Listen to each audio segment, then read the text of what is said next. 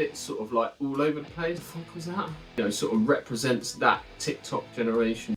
Welcome back to the channel. My name is Tom Marshall. Please remember to like and subscribe to my channel.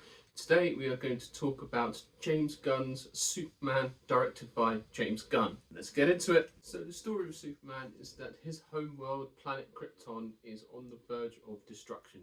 His parents, as a last-ditch effort to save his life, put him in a pod as a young baby and blast him off down to Earth, where he can keep the species alive and live out the rest of his days in peace. And so they send him off to Earth, and as he grows and grows and becomes older, becomes an adult, he realizes his powers have become enhanced by the Earth's sun, and so he is able to do things that no other human can do. He is the most powerful being on the planet, and he uses his powers for good, and he goes to save people, and they love him for it for the most part. And in this film, he's kind of having a bit of a identity crisis, trying to figure out who he is, what sort of person he needs to be to become Superman. The government don't like the fact that he can fly in and out of anywhere in the world without consequence, and want to try and regulate him and his movements and try and keep him contained, whereas he is all-powerful being. To try and control him would be near impossible, and so they're at odds with him, the government. And so whilst he's having a bit of an identity crisis, there's also a war going on between two made-up countries that are really sort of on the verge of all-out war and would be really bad for that region. As a distraction to this, Lex Luthor and his team want to discredit Superman and smear his reputation as a distraction, as he is, we'll find out later on in the film, is actually a vital component when it comes to the war between these two neighbouring countries in Eastern Europe. Once Lex has completely destroyed Superman's reputation, Superman also is being taken into custody by the government from all the countless damage and all the stuff that he's done. Has been taken into custody. So he's taken, and Lex somehow gets a hold of him and imprisons him in a mythical in-between world called the Pocket Universe, where he stores all the major sort of criminals and people in his life in this universe, and imprisons him. And so it has become Superman's job to try and get free from this pocket universe and destroy and break free from this universe and take his life back. So there's all sorts of stuff going on. There's quite a lot of threads to this storyline, and it's a bit sort of like all over the place, if I'm being perfectly honest. There is a lot that doesn't really sort of make sense in my opinion, and it is very much a film that is, I feel, of our time. As you know, gone are the days of the sort of heroic male action figure, person who swoops in and saves the day. Now it's all about the TikTok generation, I feel, of people on their phones and just like trying to capture every moment.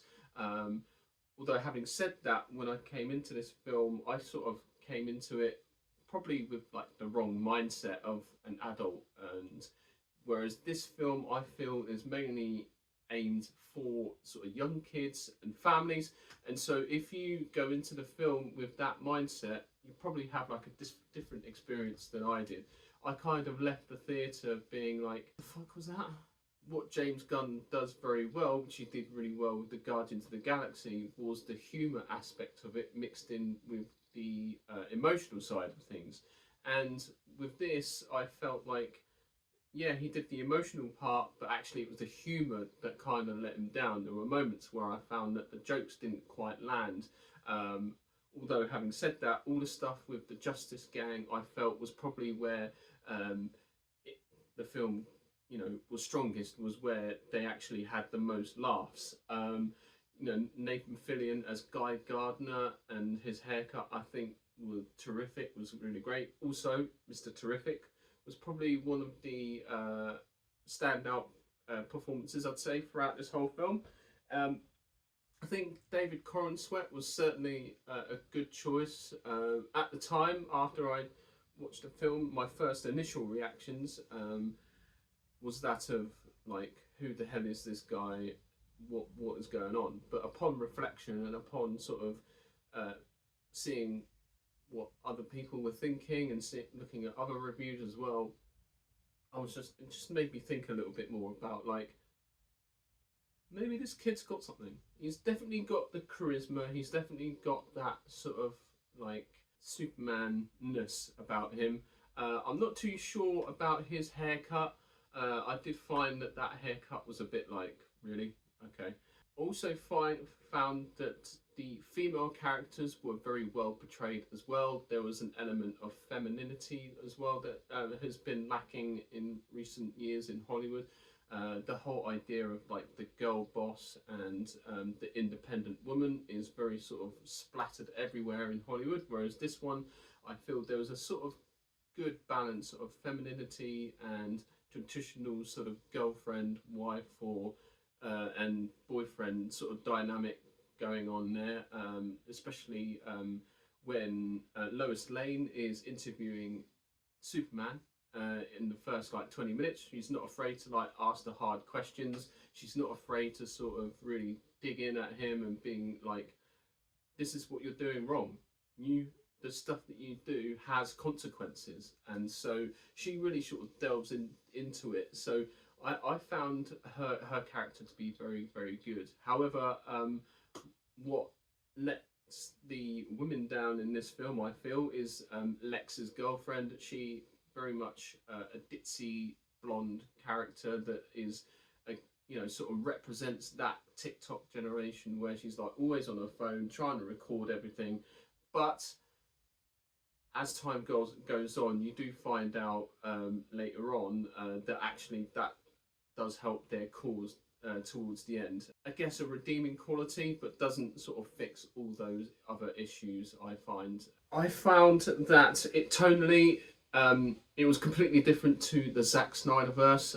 It wasn't as dark or as ominous as that, the other films have been portrayed as. This is very colourful, very bright, and full of, like I say, humour, sometimes misplaced, sometimes not. So they kind of got to get that balance right, I feel. Also felt that the male characters, some of them were just whiny and a little bit too emotional for my liking, pretty much just crying all the time.